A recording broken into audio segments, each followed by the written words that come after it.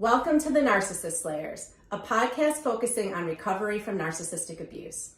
I'm your co-host, Hope Jay. And I'm your co-host, Lynn Catalano. And we are both survivors of narcissistic abuse. I am also an attorney working with survivors of narcissistic abuse and the founder and president of the Center for Hope of Western New York. I'm an attorney, a narcissistic abuse coach, and the author of Wrecking Ball Relationships: How to Identify, Live With, or Leave the Narcissist in Your Life. Learn more about me at lynncatalano.com. At the Center for Hope, we offer hope, help, and healing from narcissistic abuse. We are a nonprofit organization with a mission to provide legal advocacy, mental health support, financial advisement, and holistic healing services to help you down the path from victim to survivor. You can find out more about our services by checking out our website, centerforhopewny.org. And please follow us on all platforms of social media, Facebook, Instagram, Twitter, and LinkedIn at Center for Hope WNY for helpful information about recovery from narcissistic abuse. Welcome back to the Narcissist Slayers. Today, I am so excited to introduce our guest, Jessica Holbrook, licensed mental health counselor and one of our mental health counselors at the Center for Hope of Western New York. Welcome, Jessica. Thank you. So a little bit about Jessica. Jessica is a licensed mental health counselor, and she offers a holistic mind and body therapeutic approach. As a certified Bikram yoga instructor, she incorporates physical movement in her talk therapy sessions. Am I saying that correctly? Mm-hmm. Okay. Bikram yoga is a systemic approach to yoga that focuses on increasing strength and flexibility in the entire body. Jessica also offers walk and talk sessions to clients living in the Buffalo area, meeting clients in natural settings such as parks or bike paths, and provides talk therapy during their walks. Research has shown that mental and emotional disruptions can result in physical disease and discomfort and vice versa. Her experience has demonstrated that utilizing physical movement during sessions can stimulate cognitive functioning, reduce mental blockages that impede progress, and improve memory retention of insights formed during these sessions. Jessica is passionate about making sure her clients feel heard and understood. She has been honing her therapeutic skills for the past 10 years and has a history of working with children, adolescents, adults, couples, and families.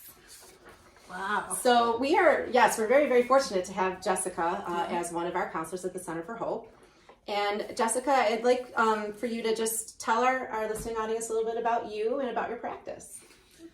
Okay. I am a licensed mental health counselor, as Hope mentioned. I started my private practice at the beginning of the pandemic in 2020. I was certified in Bikram yoga right before that, at the end of 2019. And then I started with a virtual practice due to the pandemic. And as things started to open up, I wanted to incorporate more of the mind and body approach to what I do.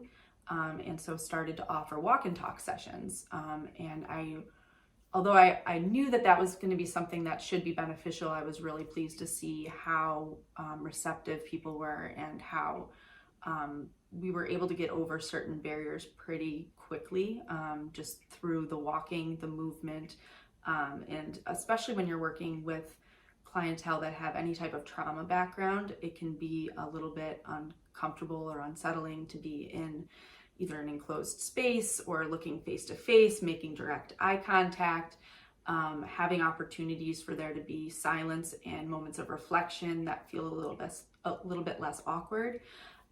Being out in nature, the fresh air, so being able to use your senses, so kind of reduce symptoms of dissociation or other things like that. I found to be really helpful with kind of progressing through the therapeutic process. Jessica, when someone contacts you for therapy, do they know about the walk and talk ahead of time? Do you educate them at that point, or do people call specifically for that? Well, I have it listed on the website for Center for Hope Western New York that I do offer that. Some people see that, some people don't.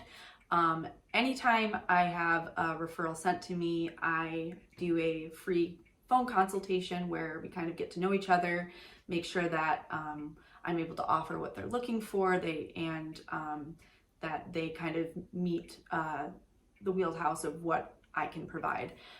So in those phone conversations, I let them know about the walk and talk option. I also offer a virtual option. And if, especially during months like these where it's a little bit chillier, I do offer in-person, sitting still sessions. Usually those are in East Aurora, but I can be flexible with that as well. So Jessica, you have a pretty unique modality. Mm-hmm. And it's one of the things that interested me about you when you and I first met and first started talking about you coming on with the Center for Hope. So can you tell our audience, like, what is it about your unique approach to counseling that you think might be beneficial to people who are working through issues of narcissistic abuse?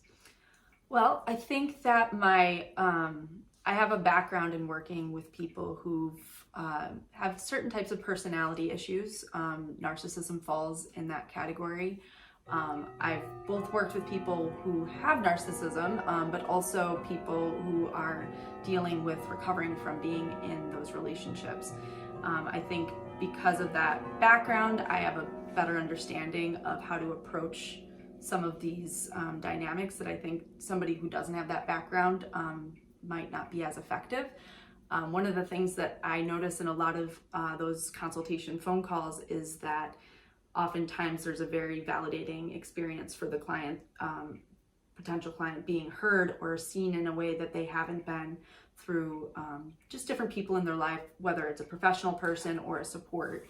And I find that they're immediately kind of at ease with feeling like my background in this is going to be able to help them through whatever they're going through. That's really interesting.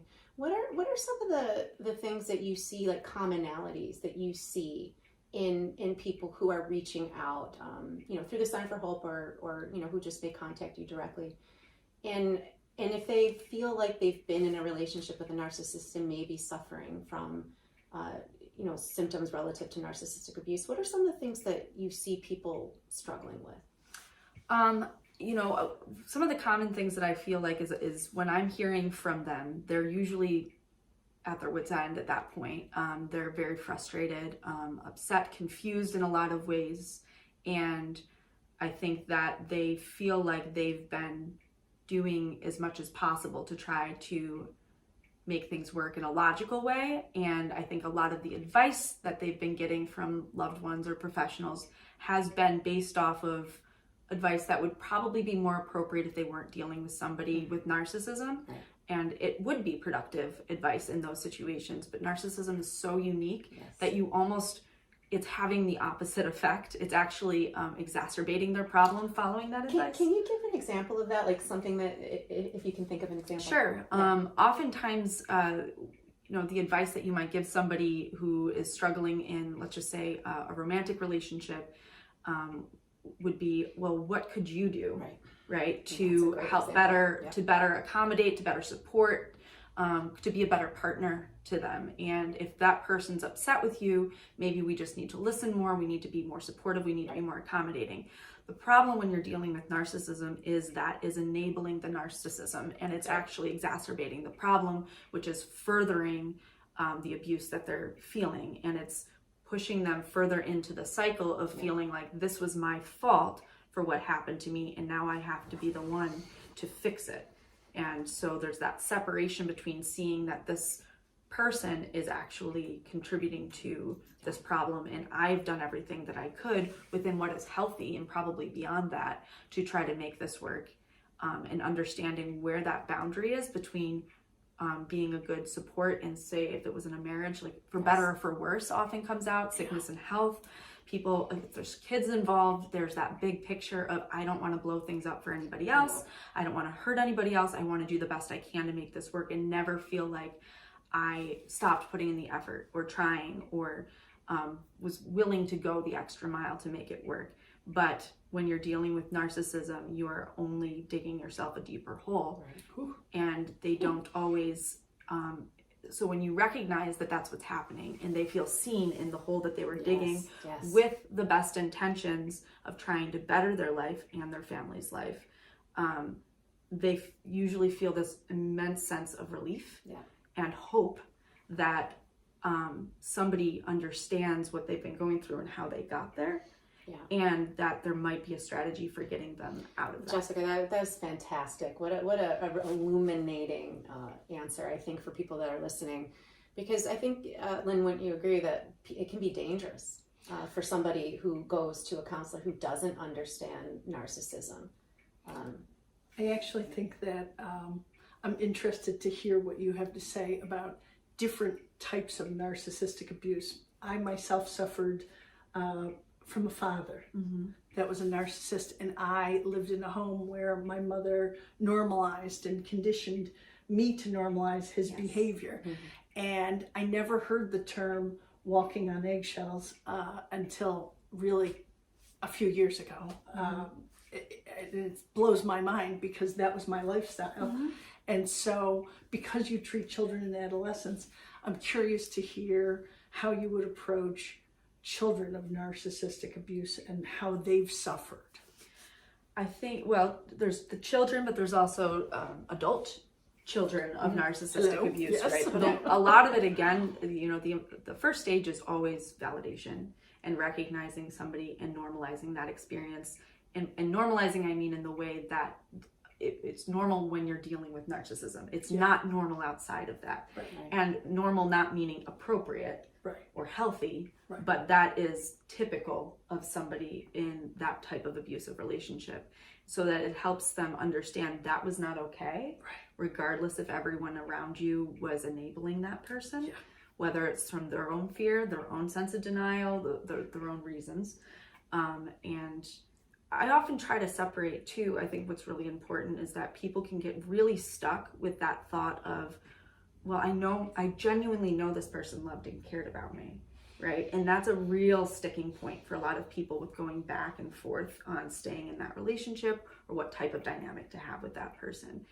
And I find that being able to separate saying that you could love somebody or care for somebody and also the relationship be unhealthy for you is super important. Isn't that right? Yeah. Isn't that one of those sort of light bulb moments when people understand that that's possible, that you can have two sides, right? I am not confident of that any longer, but I will agree with you. But for myself, I don't know. I don't know if he was ever capable of actually that kind of love. So that's the initial part, right? And also just to clarify, narcissism is on a spectrum. Right. So depending on the level of severity of narcissism we're dealing with, they're going to have more or less of a capacity to truly experience love and caring. But the more important piece of that, though, like I actually agree with Lynn.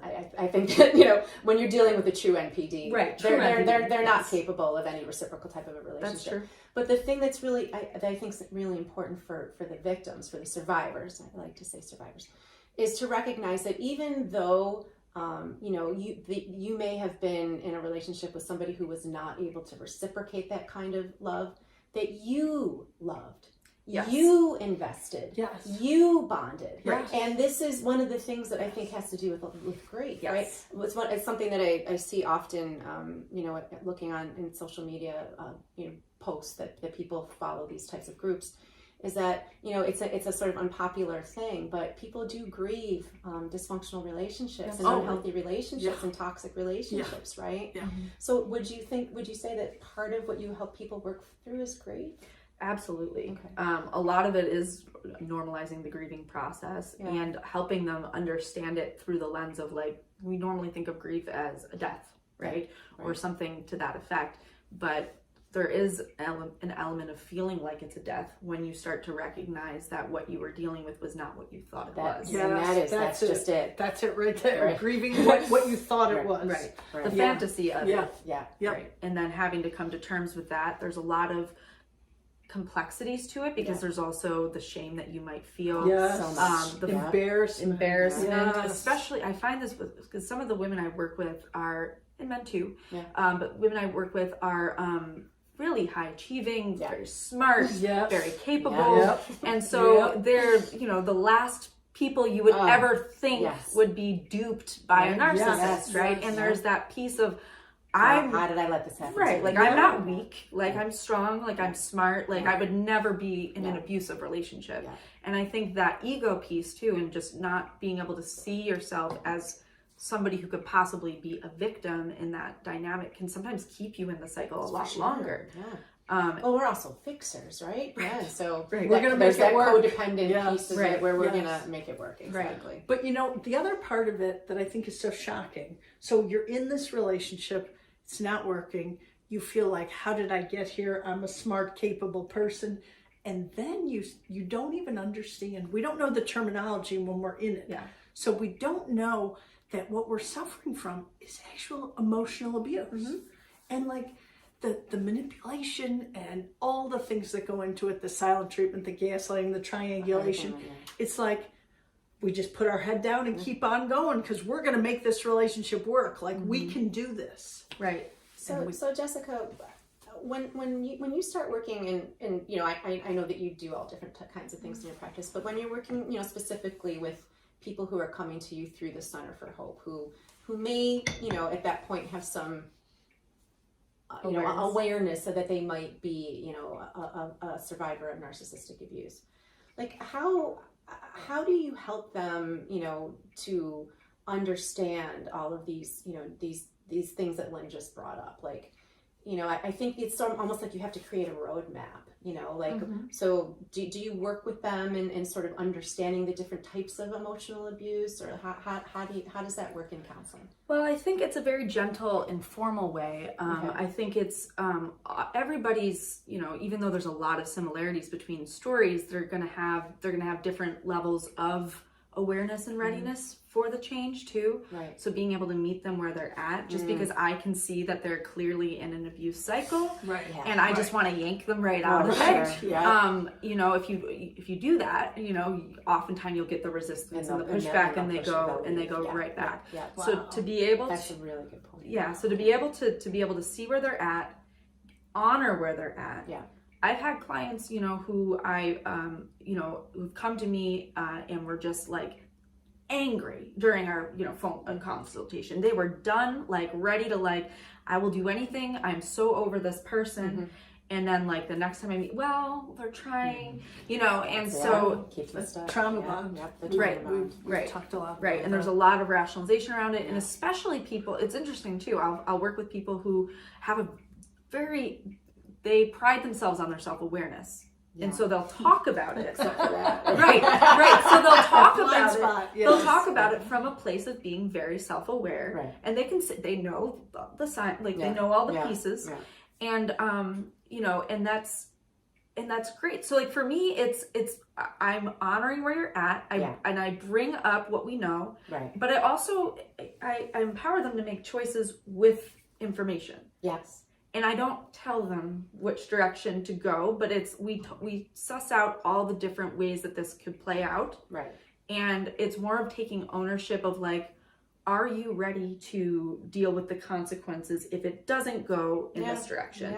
And an analogy, I love using analogies in what I do, but an analogy I use would be like, let's say gambling, right? And you are somebody that were like, all right, I'm going to go in with like $1,000 and I'm going to gamble with it. And you lost the $1,000. Over time, right? like you kept trying in the relationship and you got down to nothing, right? And that's maybe where you're at when you're talking to me, and then you're sitting there being like, should I put out a loan? Like I feel like I really want to see if I can put out a loan and should I put my, you know, and like there's that element of like, how are you really ready to risk your house? Right. Like go into debt potentially over making this choice, or are you good? Kind of like this is it. Like I said I was going to go in with this much. I've met capacity. Right. And now if I go any further, and I'm putting now them in the driver's seat. Right. Of being able to determine whether or not I go further in debt. I'm not in control of it anymore when I'm gambling. Right. That's true. And it's a bit of an addiction. I mean, you know, that addiction model is it's real. Right. Yes. For sure.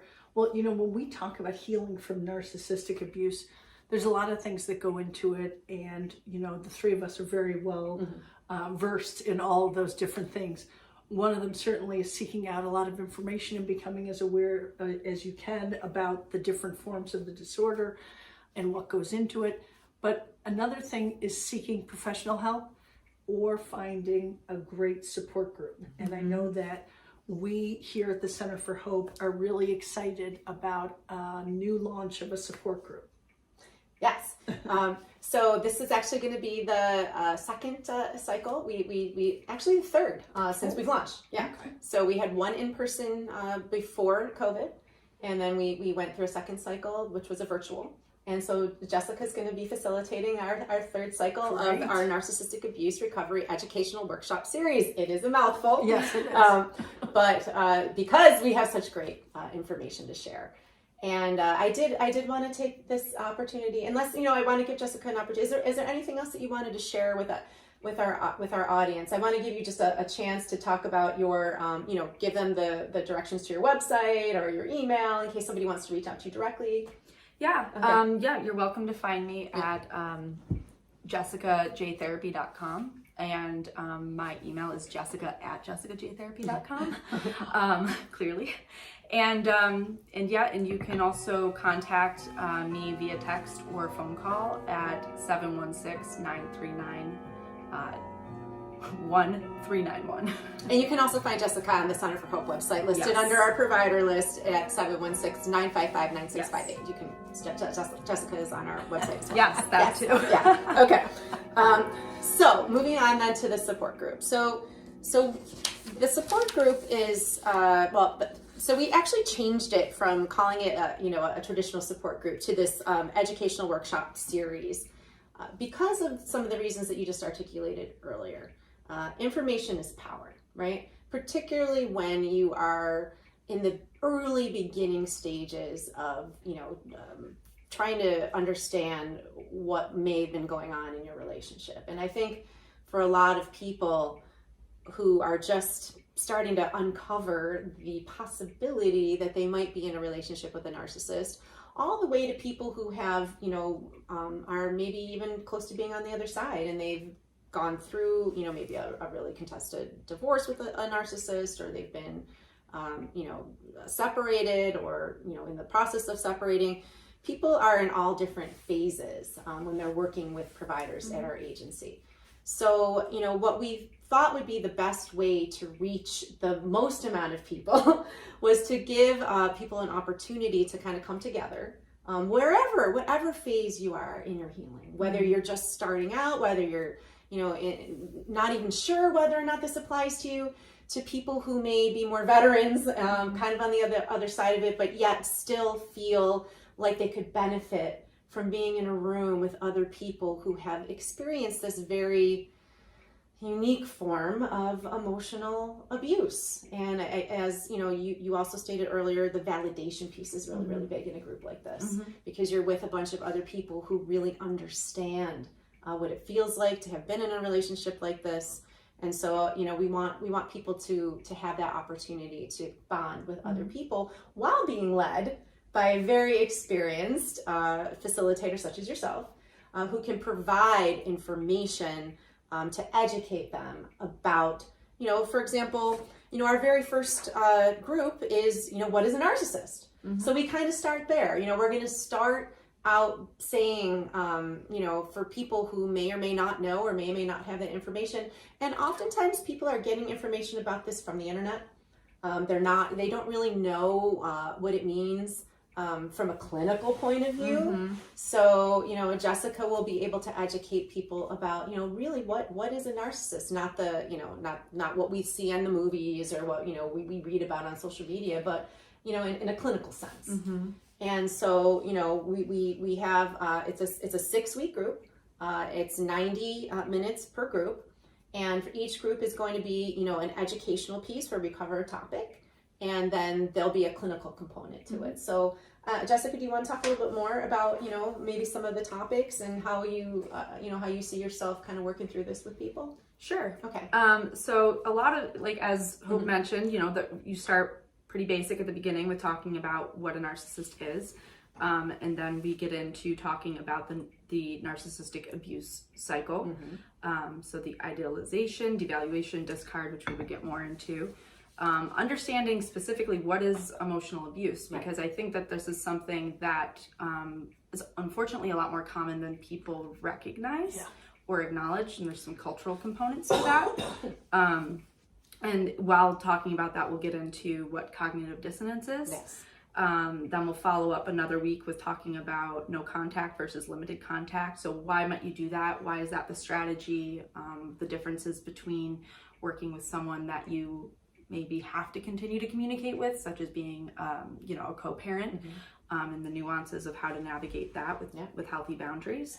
And then the following week, we'll talk about divorcing or leaving a narcissist. And anything related to court-related custody, that Hope is going to facilitate. Yeah. And then we'll finish up with basically learning the best strategies for learning how to cope with or heal from codependency. Yes. Yeah.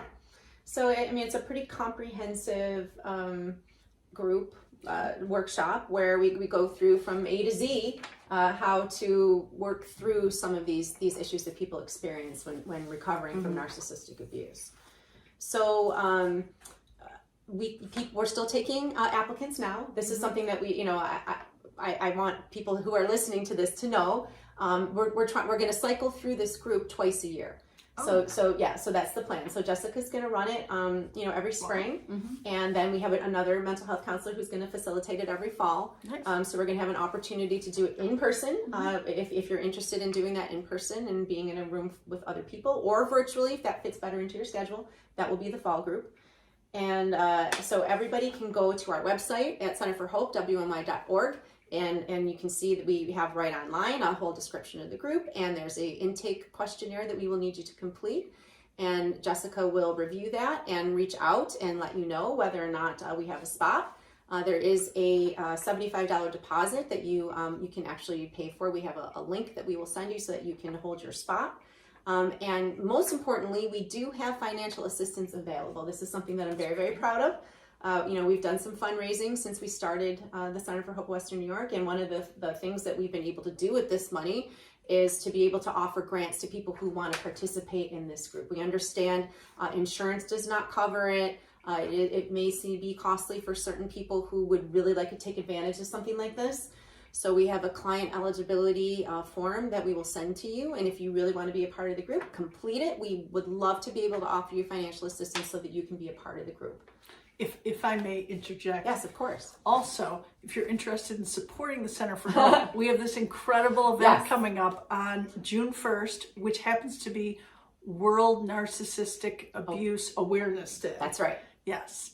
And it's on Thursday, June 1st, and we're holding it at Tewksbury Lodge in Buffalo on the waterfront. Yes. So we're very excited about this, and we would love for you to come, attend, sponsor us, support us, because it actually, all dollars raised help this type of programming here at the Center for Hope. Thank you, and thank you for bringing that up. And we will be advertising how you can donate. You can donate online, you can buy a ticket, you can come to the event. We'd love to have you there. We're going to have great entertainment, and thank you so much, everyone who's listening, for supporting our organization. Yes, thank you. Thank you.